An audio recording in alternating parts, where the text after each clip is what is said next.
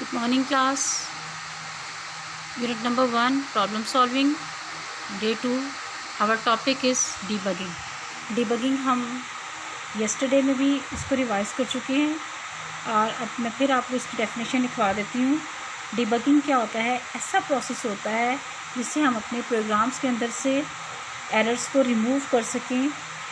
This process is called the debugging. Note down your diary, note down in your copy.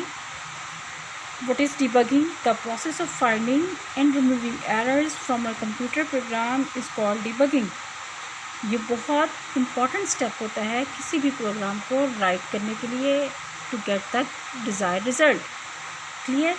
जब हम अपना programme लिखते हैं तो उसमें कितनी किस्म के एरर्स आ सकते हैं. There are 3 types of errors. That one is called syntax error, second is called run time error, third is called logical error. Now students, open your copies, note down the definition of syntax errors.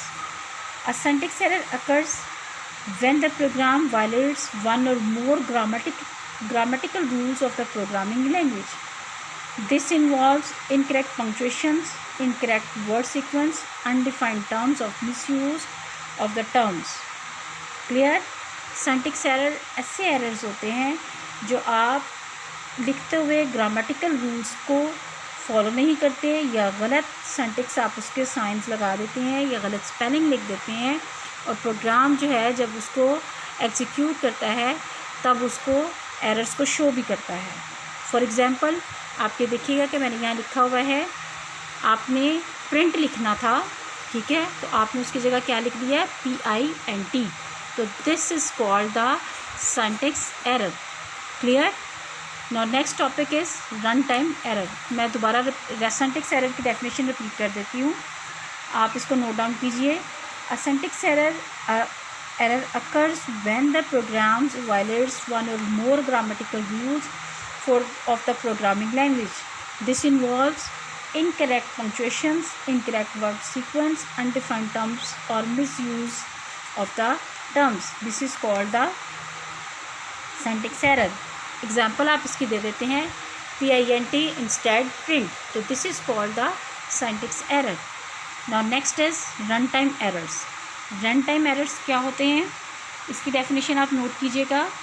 A runtime error occurs when the program directs the computer to perform an illegal operation such as dividing a number by 0. Clear? Run time errors वो errors होते हैं जब हमारा programme जो है computer को direct करवाता है इलीगल ऑपरेशंस के साथ परफॉर्म करने के लिए. फॉर एग्जांपल आप किसी भी वैल्यू को डिवाइड करना चाह रहे हैं तो वो किससे डिवाइड हो जाती है? By the 0. This is called the run time errors. In such case इधर the execution of the program is held up.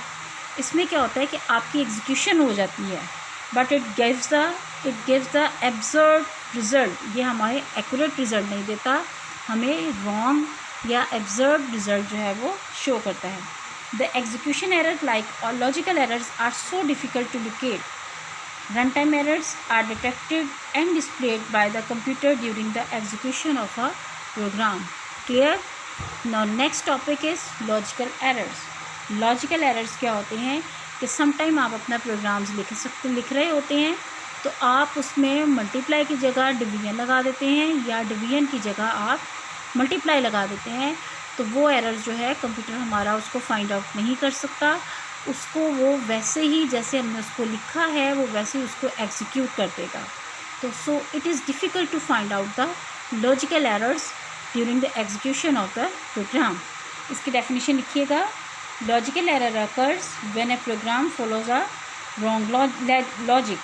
The language translator does not report any error message for a logic error. I repeat my words. Logical error occurs when a program follows a wrong logic. The language translators does not report any error message for a logic error.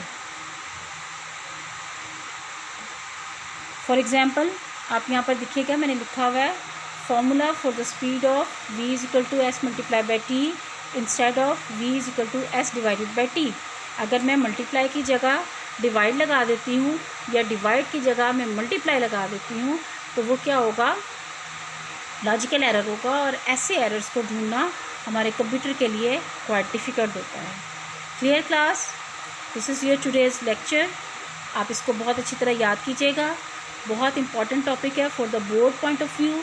ये question बहुत ज़्यादा आता है आपके board में, इस question को बहुत अच्छी तरह याद भी कीजिएगा। पूरा लॉन्ग क्वेश्चन भी ये बनता है, और ये शॉर्ट क्वेश्चन में भी अलग अलग आपसे पूछा जा सकता है। क्लियर? ओके, अल्लाह हाफ़िज़, गुड बाय।